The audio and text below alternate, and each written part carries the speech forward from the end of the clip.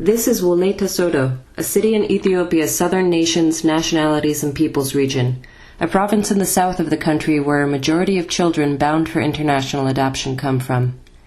In 2011, I accompanied what's known as an adoption searcher to watch him interview a birth mother living in the rural countryside outside Sodo.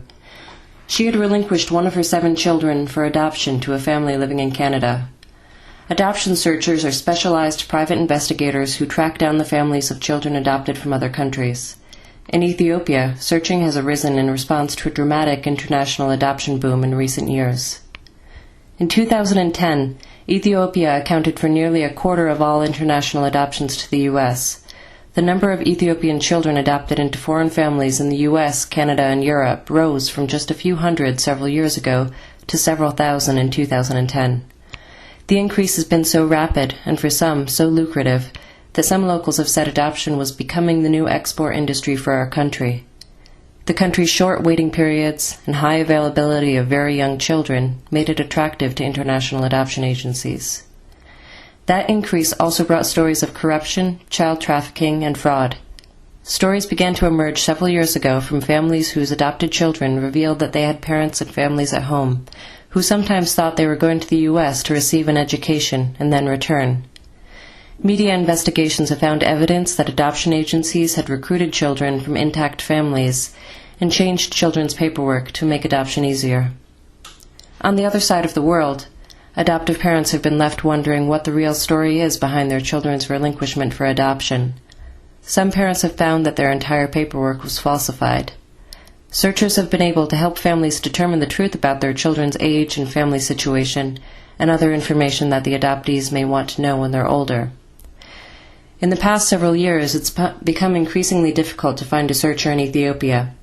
After Ethiopia's adoption system boomed and then came under international scrutiny, the contradictions unearthed by searchers in recent years have damaged the reputations of adoption agencies in Ethiopia. Agencies, some adoptive parents claim, have retaliated against searchers, with legal action, jail time, and even death threats. The searcher I accompanied in Sodo has encountered this firsthand. In 2010, he was jailed for 41 days in northern Ethiopia while he was interviewing 2 birth families.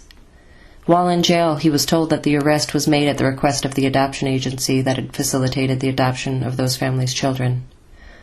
The adoption landscape is changing rapidly in Ethiopia. Amid mounting evidence of fraud and ethical problems, the Ethiopian government announced in 2011 that it was putting the brakes on its international adoption program, slowing by 60 to 90% the rate at which it processes paperwork for children being adopted. It revoked the license of one of the approximately 70 adoption agencies working in the country, one accused of creating fraudulent documents for adoptees. In 2011, the government began implementing a plan to close 1/3 of the nation's orphanages, shuttering those it found were functioning more as transitional homes for the adoption industry rather than providing care for children in need. A UNICEF analysis of Ethiopian court data, however, indicates that the slowdown didn't last long, and that last fall, the number of adoptions being processed bounced back to normal levels. Adoption reform advocates hope that the slowdown can help check corruption, but they remain skeptical. "This is big business for Ethiopia," said one. "The terrible shame is there are so many kids who are genuinely in need of adoption, and those are not the ones being adopted."